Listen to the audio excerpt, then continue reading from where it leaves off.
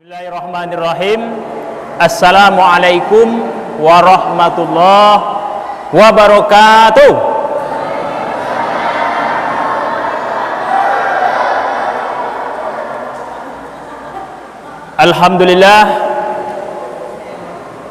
Alhamdulillahi wahdahu wassalatu wassalamu ala nabiyya ba'da wa ala alihi wa sahbihi wa mawala.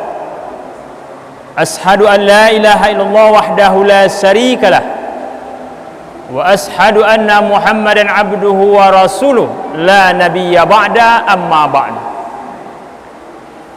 Wa qala Allah ta'ala fil Qur'anil Karim, a'udzu billahi minasy syaithanir rajim. Laqad kana lakum fi rasulillahi uswatun hasanah liman kana yarjullah wal yawmal akhirah wa zakarallaha katsira. Shadaqallahul azim. Pertama sekali, mari kita bersyukur kepada Allah Subhanahu wa taala. Dek lamo ambo ndak kasiko, ambo ingatkan lagi coba syukur yang mudah. Kok dek lamo lupa kan? Banyak joki alhamdulillah, saketek joki jadilah, indah ado bajoki sudahlah. Jangan golak konang yo. Mahal sawit alhamdulillah, kini sawit mahal. Muah sawit jadilah, indak laku sawit besok sudahlah. Kan gitu. Mudah-mudahan kita menjadi hamba Allah yang bersyukur. Amin. Amin amin ya rabbal alamin. Kemudian selawat dan salam kepada arwah Nabi kita Muhammad sallallahu alaihi wasallam dengan berlapaskan Allahumma sholli ala sayyidina Muhammad wa ala ali sayyidina Muhammad. Assalamualaikum ya Rasulullah. Mudah-mudahan di akhirat nanti kita mendapat syafaat pertolongan dari Rasulullah sallallahu alaihi wasallam. Amin amin ya rabbal alamin. Yang kami hormati aparat pemerintahan desa, Pak Kadus, Pak Kadus Pak. Tak ada dah. Pak RW ada? Pak RW ada kan? Pak RT. Kemudian yang kami hormati pengurus masjid beserta jajarannya.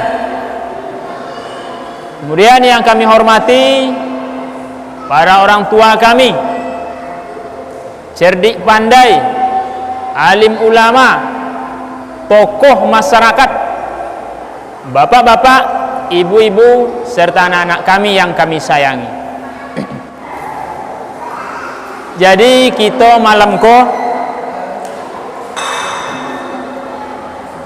memperingati Maulid Nabi, itu artinya hari kelahiran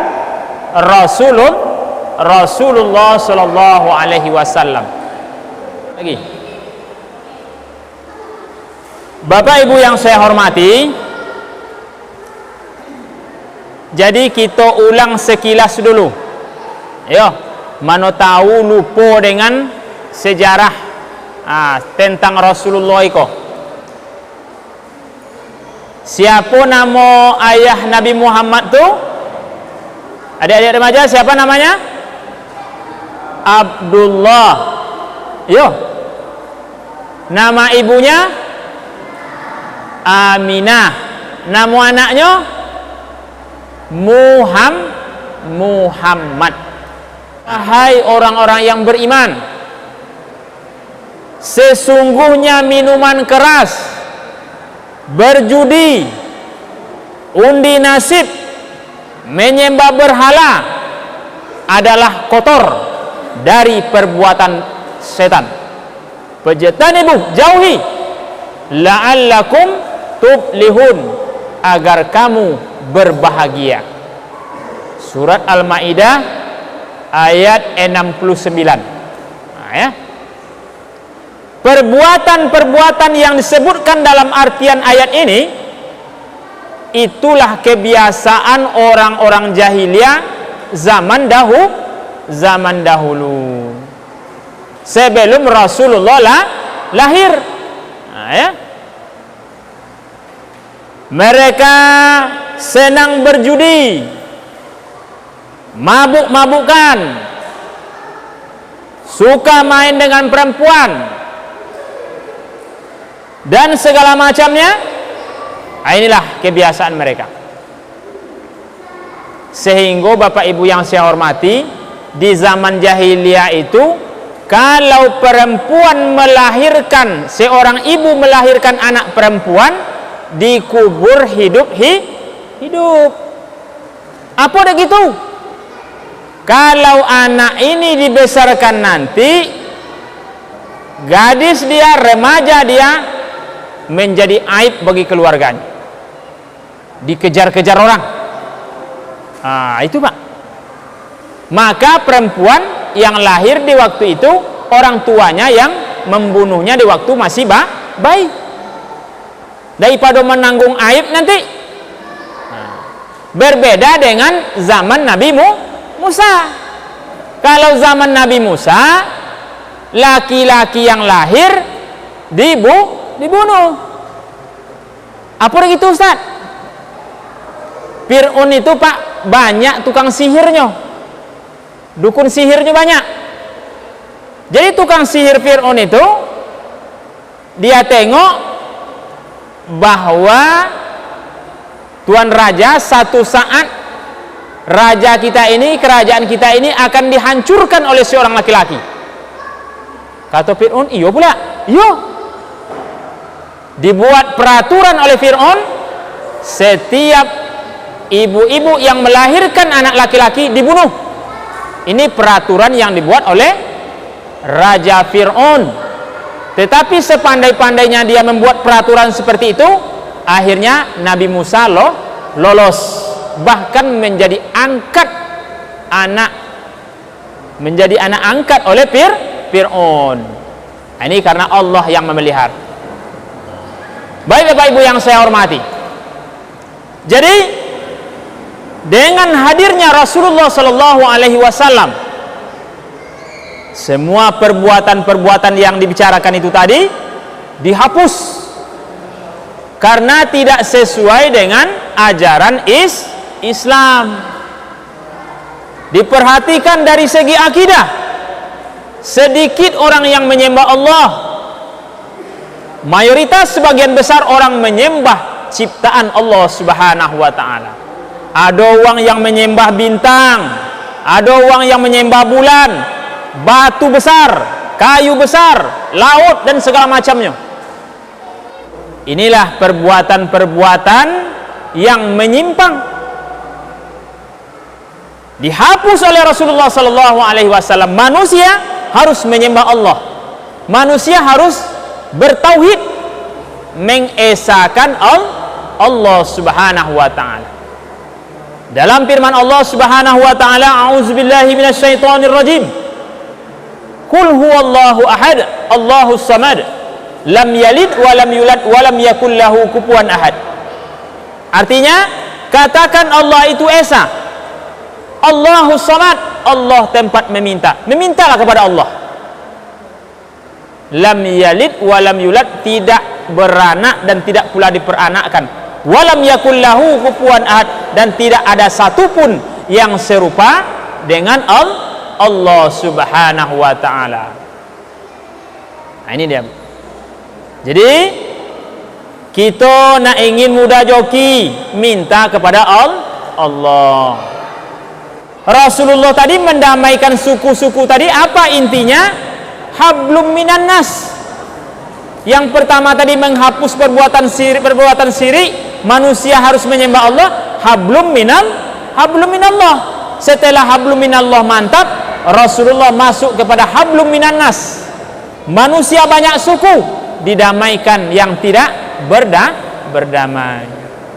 Baik Bapak Ibu yang saya hormati, Rasulullah Shallallahu Alaihi Wasallam mendamaikan suku-suku yang bersengketa, intinya hablum minan nas dimantapkan setelah hablum minallah.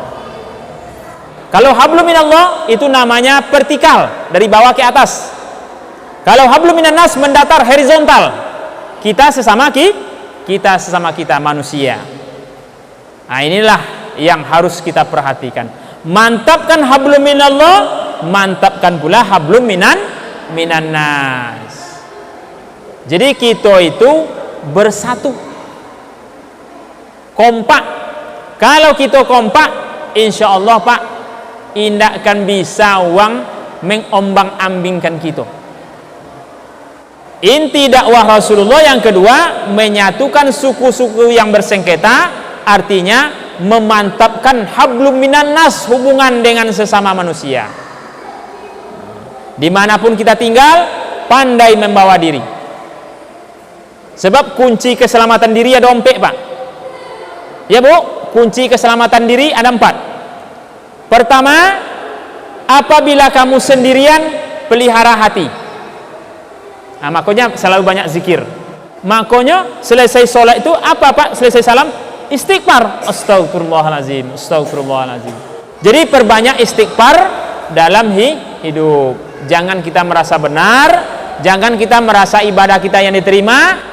Kunci keselamatan diri yang pertama, bau ingat tadi hilang sinyal Pak. Yang pertama, ketika sendiri, pelihara hati. Hati ini, kolbu ini bolak-balik dia Pak. Dalam iyo indah, dalam indah iyo loh. Makanya selalu berzikir. 1. Yang kedua, apabila di masyarakat, pelihara lidah. Nah, ini kunci keselamatan diri yang kedua. Pelihara lisan. Dalam makalah dijelaskan, salamatul insan fi hifzil lisan. Selamatnya manusia karena lidah yang terpelihara. Dalam kata-kata peribahasa, mulutmu harimaumu yang menerkam dirimu. Ya Bu, gara-gara kasarnya ucapan sudah berapa banyak orang yang terluka Pak. Gara-gara tajamnya ucapan sudah berapa banyak nyawa melayang. Nah ini, makanya kata Imam Al-Ghazali, wahai muridku, ketika dia berdialog Pak dengan muridnya, apakah yang paling tajam di dunia ini? Dijawab oleh muridnya, pisau, pedang, bukan, tetapi lisan, lidah manusia yang mudah dibelokkan ke sana kemari. Nah ini, jadi pelihara lidah kalau kita tinggal di masyarakat. Jadi hendaklah ucapan kita itu islami, menyenangkan dan menyejukkan hati orang lain. Nah itu yang kedua. Kunci keselamatan diri yang ketiga, di meja hidangan pelihara perut. Tentu saja, mohon maaf atas segala kehilafan. Saya cukup dengan suara patuh. Upin dan Ipin main di Sabang, mohon maafin melawan bersama.